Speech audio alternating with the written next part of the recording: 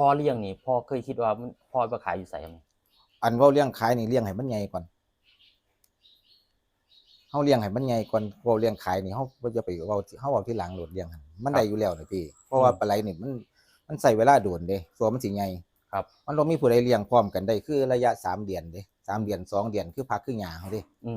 แม่นบ่ล่ะครับมันต้องใช้เวลาแล้วมันก็ใหญ่บ่พร้อมกันสมมุติมเขามาเอาฟาร์มเฮานี่ทีละ100โล200โลปลาตันนึงก็10เที่ยนึงเนาะครับทีละ100โลก็10เที่ยอาทิตย์เดียวก็หมดแล้วปลาตันนึงสมมุติก็เฮาส่งพ่อค้าใหญ่จังซี่ก็เขามาเอา200โลจังซี่ก็5มื้อก็หมดแล้วเด้อืมมันบ่โดนเลยพี่ปลาไหลนี่แฮ่งใหญ่แฮ่งได้ราคาเพราะว่าปลามันบ่คือปลาไหลนี่มันเป็นก็คันตัวใหญ่นี่ก็ราคาสูงขึ้นอีกครับถ้าใส่ลงมาจากท่อหมากคุ้นก็ราคาต่ำลงมาอีกอืมันมี180 120ครับครับอันนี้เว้าความจริงเลยเพราะว่าผมเคยขายผมเคยเลี้ยงปลาไหลขายสมัยตะกี้10ปีขึ้นหลังอืม